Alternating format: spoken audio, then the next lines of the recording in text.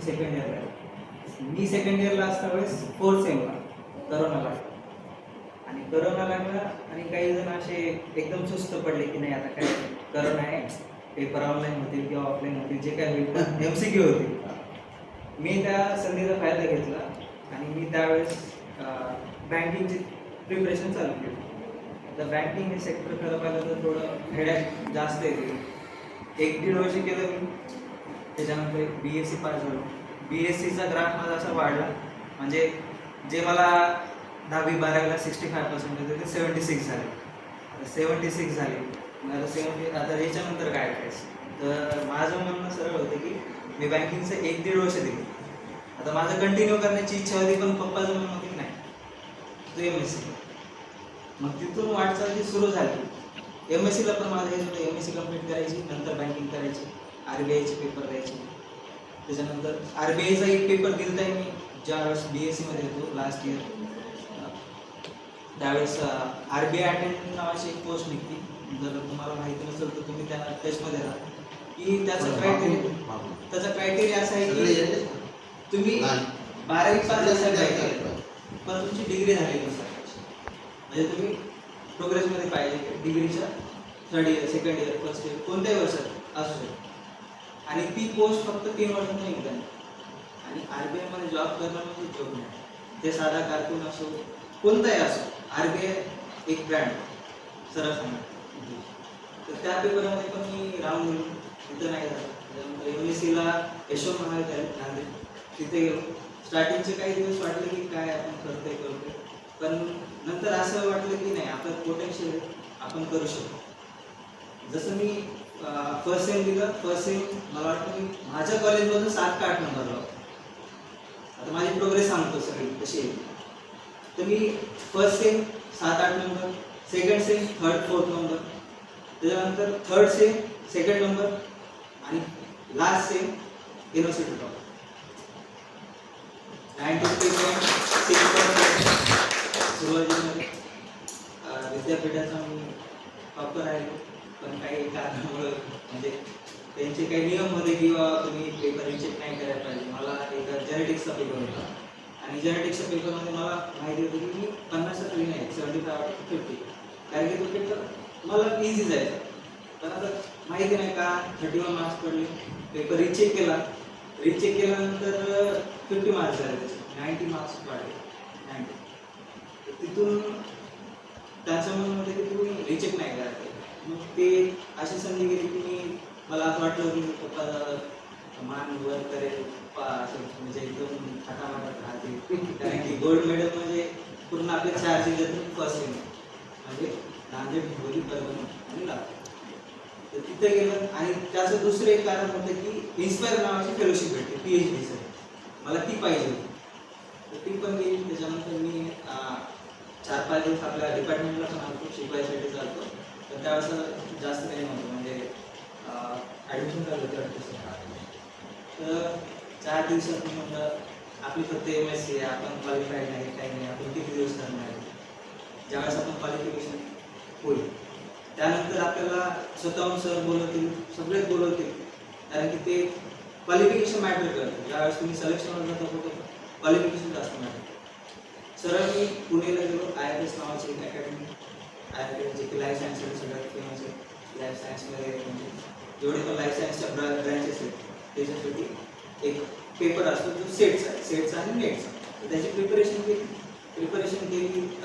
डिसेंबरचा नेट दिला. नेट माझी नाही झाली.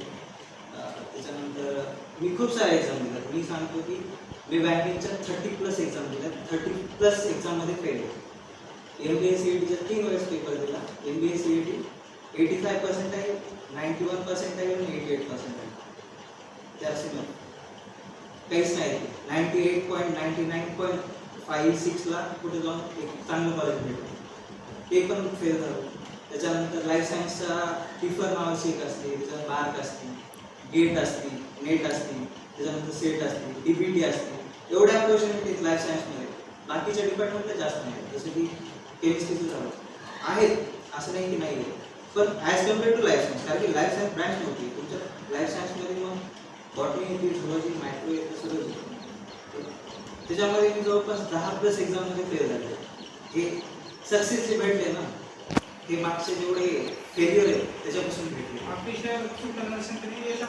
हा आणि एक कंडिशन अशी झाली सर की मी एकदम गिव्हअप करण्याची आहे ती मला आपल्याला नाही होणार, कारण की म्हणजे होणार नाही असं नव्हतं की, कारण की वडील शेतकरी आहेत माझे. पैसा पूर्ण सर पुण्यासारख्या ठिकाणी आवडलं की 10,000 15,000 मी ज्या एरियात राहतो तिथं मिनिमम 12,000 रुपये राहणं खाणं जायचं.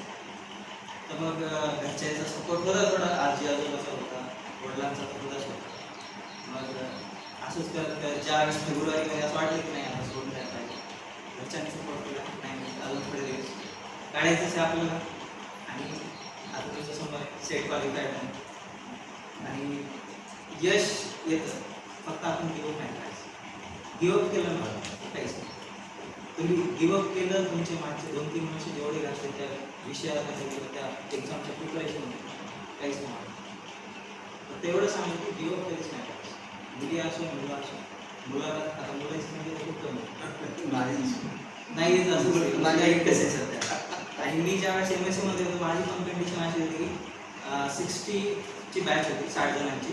60पैकी फक्त 8 जण बॉईज होतो आणि 52 गर्ल्स होतो. आता आजचा रेशो असा आहे की out of 8 boys 2 are set qualified आणि out of 52 only 1 girl. So असं नाही मुलं कमी येतात असं आहे. आणि मुली पण स्वतःला कधीच, मी तर म्हणतो की मुली तर जास्त हुशार असतात आणि मुलं हे हार्ड वर्किंग असतात. मुलींनी थोडं जरी हार्ड वर्क केलं ना फॅमिली कधी पण सपोर्ट करते. तुम्हाला वाटत असेल की फॅमिली नाही सपोर्ट करणार, पण फॅमिली कधी पण सपोर्ट करते. फक्त तुम्ही एक चांद दाखवायचं की नाही माझ्यात आहे, मी करून दाखवू शकतो. आणि इथून थोडी ऑपॉर्च्युनिटी जसं की आता तुम्हाला सांगितलं तुम्ही BSc झाल्यानंतर MSc करू शकता, B.Ed करू शकता. त्याच्यानंतर डिफरंट टाईप्स ऑफ आपल्या एक्झामिनेशन आहेत कॉम्पिटेटिव्ह. त्याच्यानंतर MBA सारखी एक चांगली म्हणजे तुम्ही चांगलं करत असाल तर MBA पण खूप चांगलं, पण चांगल्या कॉलेजमधून करावं लागतं असेल. तर ह्या सगळ्या गोष्टी होप की आपल्या डिपार्टमेंटमधून पण तुम्ही ज्यावेळेस असाल BScच्या लास्ट इयरमध्ये आपल्यापैकी एखादा टॉपर असावा. म्हणजे पूर्ण विद्यापीठात एक विद्यापीठातून फर्स्ट टाइम म्हणजे अख्ख्या बरेचमासमोर काम असतं. आणि आपण ज्या ठिकाणी राहतो ते वसमध्ये एक ग्रामीण भागातून जर वर आलो तर त्याची मेहनतीची जी आपल्याला कळकळ असते ना ती जास्त असते. जो विद्यार्थी फर्स्ट अटेम्प्टमध्ये पास होतो किंवा माझं बोलत नाही, मी खूप एक्झाम फेल झाला आहे, फेल झालेला एक्झाममधून मी म्हणजे सेट फर्स्ट टाईम झाला, फर्स्ट एक्झाम दिली आणि फर्स्ट टाईम दिली, पण त्याच्या अगोदरच्या एक्झाम दिली त्याचा फेल्युअर नाही झाला. तर फेल्युअर एक सक्सेसची एक स्टेप. तुम्ही पण असंच करा, अपयश पचवायची ताकद म्हणून ते यशाकडे गेला. चला आज आपल्याकडे विश्वजित पाटील आला आणि तुम्हाला 2 शब्दाचं मार्गदर्शन केलं. मी तर असं म्हणेल विभाग प्रमुख म्हणून कोशिश करणे वाले की हार नाही. तुम्ही नापास होऊ द्या त्याचा काही फरक पडत नाही.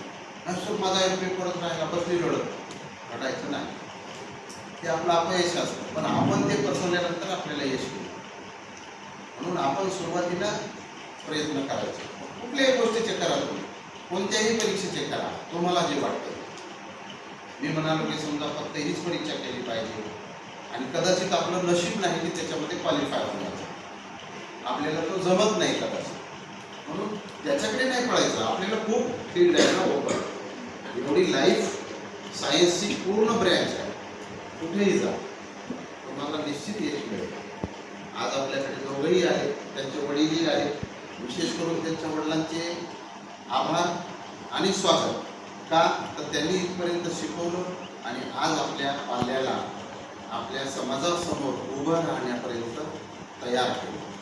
म्हणून आपले पालक आपल्याला कधीच म्हणत नाहीत की हे शिकू नको ते शिकू नको असं करू नको, पण आपले त्यामध्ये काहीतरी प्रयत्न पाहिजे की मी हे असं थोडंसं करीन. नाहीच काही झालं तर बॅगमध्ये विषय तरी ठेवणार नाही एवढं तरी आपलं पाहिजे असं मला वाटते. आणि तुम्ही या निमित्तानं काहीतरी संदेश आपल्याकडे घ्यावा आणि ते आपल्याकडे आले. पुनश्च त्यांना त्यांचे आभार मानतो आणि त्यांच्या भावी कार्यासाठी शुभेच्छा देतो. धन्यवाद.